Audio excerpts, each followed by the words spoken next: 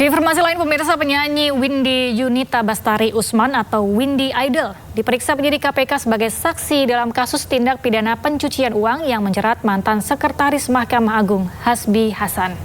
Dan di sini mudah-mudahan semua korban ya, mohon doa aja ya. Jadi semua korban, maksudnya korban atau korban? Finalis Indonesian Idol 2014, Windy Yunita Bastari Usman atau yang sering disapa Windy Idol diperiksa KPK sebagai saksi dalam kasus tindak pidana pencucian uang yang menjerat mantan Sekretaris Mahkamah Agung Hasbi Hasan. Ya, seputar apa aja masih yang soal TPPO yang kemarin aja ya Pak ya? Iya. Selain Windy, KPK juga turut memanggil kakak dari Windy yakni Rinaldo Septariando sebagai saksi dalam kasus yang sama. Saya mohon doa aja. Usai dilakukan pemeriksaan, Windy sempat memberikan statement kepada awak media jika dirinya membantah pernah menerima uang atau barang titipan dari Hasbi Hasan. Dititipin apa aja sih Pak? Windy berharap dirinya hanya menjadi korban. Semoga orang-orang bisa dilembutkan hatinya dan di sini mudah-mudahan semua korban ya, mohon doa aja ya. Jadi Semua korban, maksudnya korban atau korban? Kalau dari saya pribadi sudah cukup menguras tenaga gitu. Saya punya keluarga juga, saya punya kerjaan yang rusak semua juga. Saya ingin punya masa depan gitu. Semoga aja nanti kasusnya bisa cepat-cepat beres. Udah capek banget.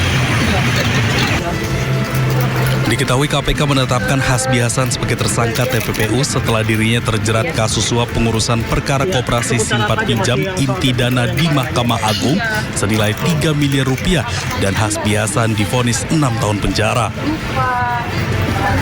Windy juga sebenarnya telah ditetapkan tersangka oleh KPK pada Maret 2024 lalu. Windy bahkan sempat dicegah berpergian ke luar negeri oleh KPK. Bener nerima duit Kak? Apa? Nerima duit bener? Transferan? Nggak, sebenarnya dititipin apa aja sih Pak Hasan Hasbi? Dalam persidangan sebelumnya nama Windy terseret diduga menerima atau menikmati hasil gratifikasi yang diterima Hasbi. Tim Liputan iNews melaporkan. Dibayarin apa Mbak? Bakamla Republik Indonesia melalui unsur KN Tanjung Datu 301 berhasil mengamankan sebuah kapal kayu yang diduga melakukan penyelundupan pasir timah tanpa dokumen resmi di perairan Selat Karimata bagian utara Kepulauan Lingga, Riau. Baca-baca maksudnya. Alurnya bagaimana? Kapal ini diawaki 5 ABK dan tidak dilengkapi dokumen pelayaran maupun dokumen muatan yang sah. Selain itu, kapal memuat sebanyak 600 kantong pasir timah dengan masing-masing berat 50 kg, sehingga total muatan diperkirakan mencapai 30 ton. Pasir timah tersebut diduga berasal dari wilayah Dabo dan hendak diselundupkan ke Malaysia. Kapal tersebut diduga melanggar sejumlah peraturan perundang-undangan. Dan selain pelanggaran administratif, kapal juga mengalami kerusakan mesin. Guna mencegah resiko lebih lanjut, KN Tanjung Datu 301 melakukan proses towing terhadap KM Doa Restu Ibu Jaya menuju Batam untuk proses penyelidikan dan penanganan hukum lebih lanjut. Kapal dijadwalkan akan tiba di Batam pada Sabtu siang.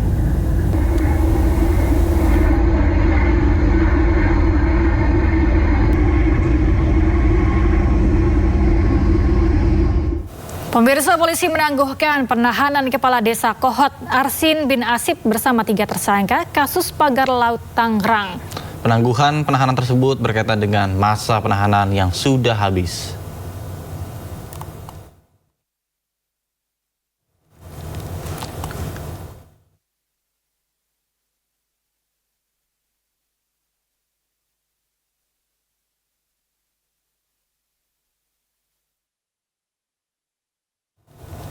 Sebelumnya polisi tetapkan Kades Kohot Arsin bin Asip bersama 3 orang lain sebagai tersangka kasus pagar laut Tangerang. Para tersangka diduga memasukkan dokumen untuk penerbitan sertifikat pagar laut.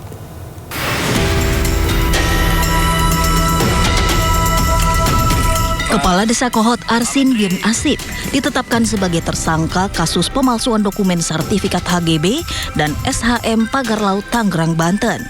Selain Kades Kohot, polisi juga menetapkan 3 orang lainnya termasuk Sekdes Kohot.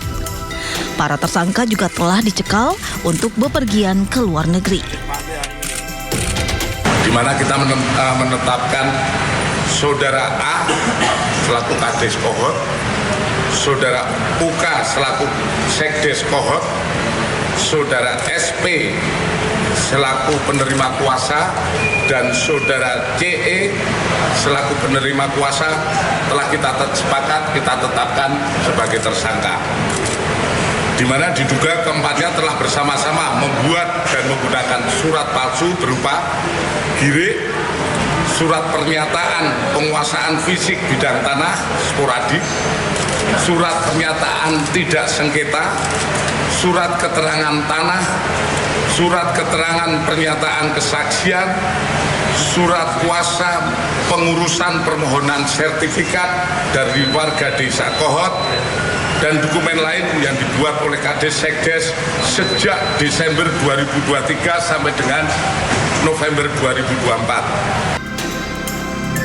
Sebelumnya, Bareskrim Polri telah menyelesaikan penyidikan pada 14 Februari lalu.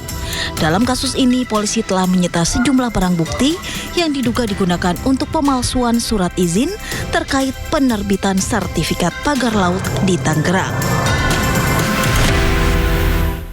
Publik menyoroti gaya hidup Arianto Bakri dan Marcella Santoso usai keduanya ditetapkan sebagai tersangka dalam kasus suap korupsi minyak sawit mentah di PN Jakarta Pusat. Kedua pengacara yang diduga memberi suap 60 miliar ini kerap memamerkan kehidupan mewahnya di media sosial. Jakarta keren untuk Garden FM apabila mampu. Lihat kan, apabila mampu gue yang kebetulan dapat. Setelah Kejaksaan Agung mengumumkan kasus dugaan suap CPO ke publik, gaya hidup Arianto Bakri dan Marcella Santoso pun ikut terbongkar. Pasangan kekasih tersebut kerap tampil hedon di laman media sosialnya. Ia kerap memamerkan kemewahan, mulai aneka mobil, motor gede, dan juga kapal mewah atau yacht. Lo mau tahu sekarang gue ada di mana? Gue ada di Maroko. Maroko tepatnya di Blues. Tak hanya itu, Arianto juga cukup sering pelesiran ke luar negeri. Tak hanya Maroko, namun juga Jepang, Belanda, dan Amerika Serikat. Arianto bahkan memposting kegiatan ekspedisi Antartika bersama National Geographic. Kalau dia ini itu bukan prostitusi, ingat. Itu lu mesti selalu ingat, oke? Gue rekomen Gadun itu ada pejabat, ada pengusaha. Majuan lek, tak suara gue gak kedengeran. Oke? Gue lebih rekomen lo cari pejabat. Tak hanya dikenal sebagai advokat, Arianto Bakri juga dikenal karena konten-kontennya yang bertajuk Jakarta Keren untuk Gadun FM. Konten tersebut menampilkan kehidupan mewah hingga pembahasan soal ani-ani. Di Instagram, Arianto memiliki lebih dari 46.000 pengikut. Sementara di TikTok, Arianto Bakri memiliki hampir 146.000 pengikut. Sementara Marcella Santoso, sebelum menangani kasus dugaan korupsi minyak mentah, ia telah menjadi pengacara Harvey Muiz terkait kasus korupsi pengelolaan Tata Niaga Timah. Arianto Bakri dan Marcella Santoso ditetapkan sebagai tersangka pemberi suap sebesar 60 miliar. Keduanya merupakan pengacara dari terdakwa korporasi yang divonis lepas atau onslaught. Selain kedua advokat ini, Kejagung juga menetapkan 6 orang lain sebagai tersangka, yaitu 4 hakim, 1 panitera muda, dan 1 orang dari Wilmar Group.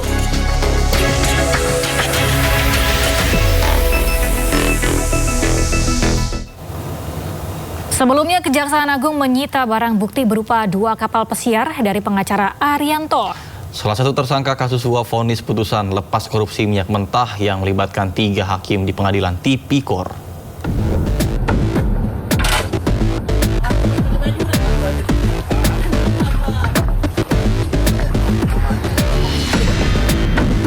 Dua buah kapal pesiar milik salah satu tersangka kasus suap vonis putusan lepas korupsi minyak mentah bernama Arianto disita penyidik Jampitsus Kejaksaan Agung di Jalan Dermaga Marin, Pademangan, Jakarta Utara.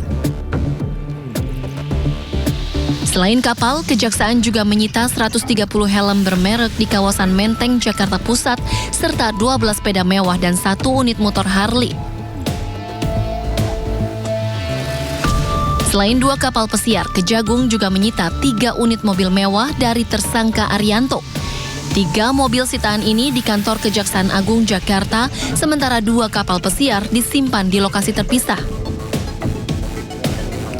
Sebelumnya, Kejagung juga sudah menyita barang bukti lain berupa mobil mewah, motor, dan sepeda dengan harga fantastis. Selain Arianto, Kejagung telah menetapkan 7 orang tersangka lain, di mana 4 diantaranya merupakan hakim Pengadilan Negeri Jakarta Pusat dan Jakarta Selatan.